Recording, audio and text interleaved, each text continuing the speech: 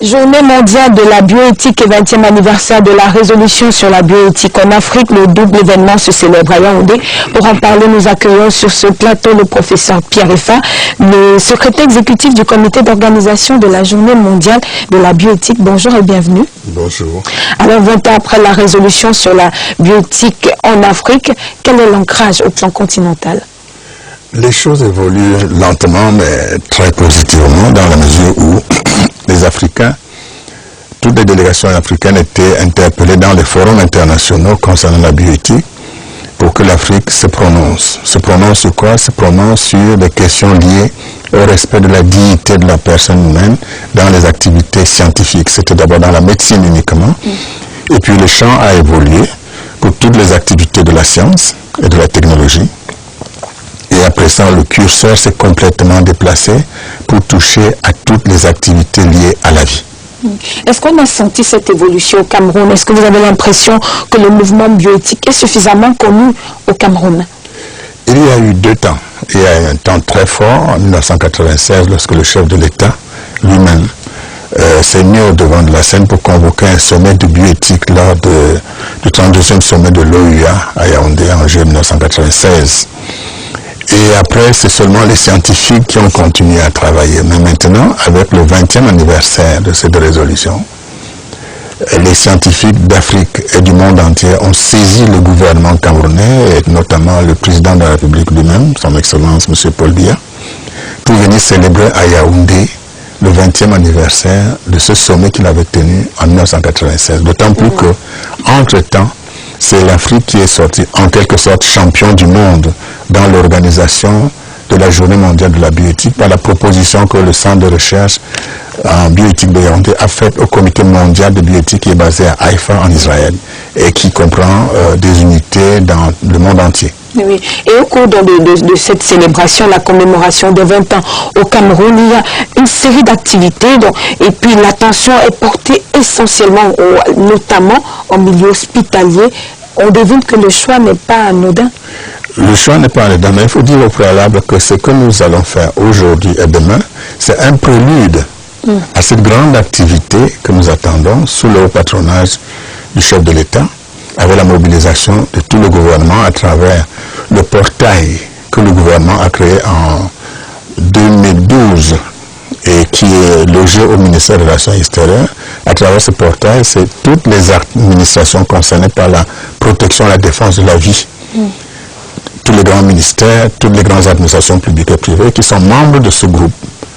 Et c'est ce groupe qui va en quelque sorte porter la célébration sous le haut patronage du chef de l'État. Nous attendons encore la réponse officielle.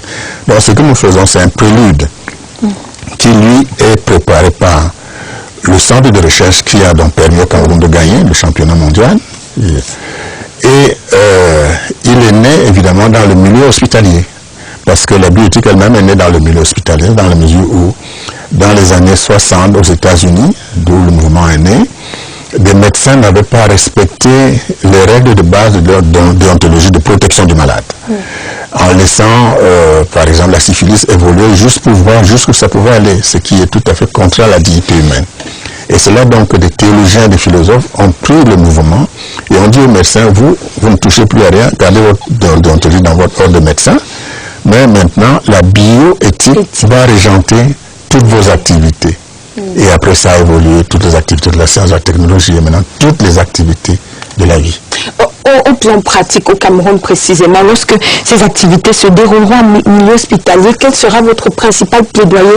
Est-ce qu'il y a un axe précis que vous visez? On a dépassé l'étape de la syphilis, aujourd'hui on a d'autres problèmes réels. Il y a des activités qui auront lieu en milieu hospitalier, qui auront lieu au niveau même du ministère de la Santé dans son ensemble. Il y a des activités qui auront lieu aussi au niveau de l'éthique des décisions de justice, de l'éthique de l'éducation. Il y aura des activités qui auront lieu au niveau du dialogue interreligieux. Mais en milieu hospitalier, ce que nous visons, c'est, on appelle ça, créer un espace éthique dans les hôpitaux et les institutions de santé. L'espace éthique, c'est un espace de recherche et de discussion de toutes les problématiques liées au respect du malade, à la défense de la vie dans le milieu hospitalier. Évidemment, ce n'est pas seulement les médecins et les praticiens de la santé qui vont le faire. On associe les philosophes, les théologiens, les politiques, etc., pour que le malade qui est en milieu hospitalisé, sa sécurité, la sécurisation de la vie, le respect de sa dignité soit respecté. Au niveau du Cameroun, l'accent devra être mis sur ce que nos étudiants, qui sont de plus en plus jeunes, qui sortent docteurs entre 22 et 25 ans, et non pas la maturité d'hommes, de femmes, ne connaissent donc pas l'anthropologie africaine, les règles de base de notre vie, qu'ils apprennent ça, au moins dans la pratique, si au niveau du cursus de leur formation à l'université, on n'a pas pu trouver le temps d'insérer cela parce que les programmes sont hyper chargés. We talk about bioethics here, and some people have the impression that the white is imposing their concepts on Africans. No, at this moment, Africa is leading the movement.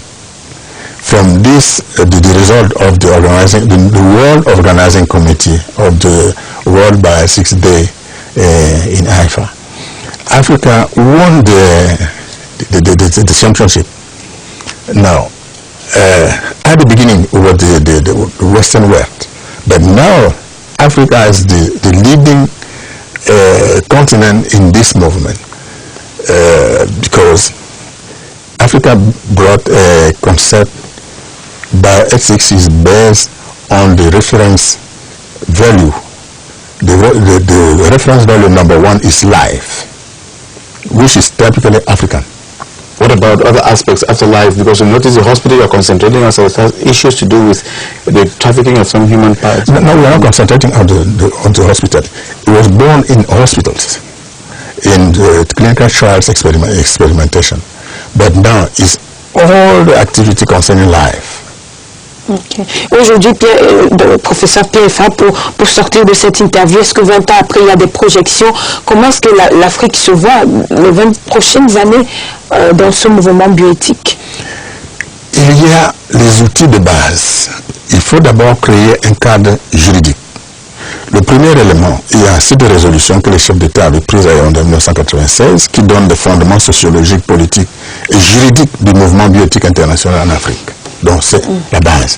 Et sur cette base, les experts africains proposent aux chefs d'État africains d'endosser l'entité qu'ils ont créée, c'est-à-dire le COPAB, le Congrès panafricain d'éthique et de bioéthique, qui réunit toute la représentation des forces vives de la nation africaine, tous les grands corps de métier, y compris le gouvernement, le Parlement, etc. Et qu'est-ce qu'on y fait? On va y faire la palabre africaine. Il y a des centres de recherche qui étudient tous les problèmes liés à la vie, du point de vue scientifique, anthropologique, juridique, philosophique, etc. Et il y a cette discussion que les experts doivent mener, mais en présence et sous la direction et sous le contrôle et du gouvernement et des autorités morales. Par exemple, vous serez surpris d'apprendre que la figure de proue de notre mouvement, c'est le sultan Ibrahim Bombonjoya, qui est le président général de la Société camerounaise de bioéthique. Et quand l'autorité traditionnelle vient nous dire la défense de la vie, pour nous, ça consiste en telle chose, les scientifiques ont le devoir d'étudier dans cette orientation-là ce que c'est que la défense de la vie en Afrique. Professeur Pierre Effa, secrétaire exécutif du comité d'organisation de la journée mondiale de la bioéthique, merci d'avoir répondu à l'invitation de la CRTV. C'est moi qui vous remercie. Et rendez-vous à la grande manifestation qui sera sous le haut patronage du chef de l'État. C'est un rendez-vous. We now move over to the northwest region.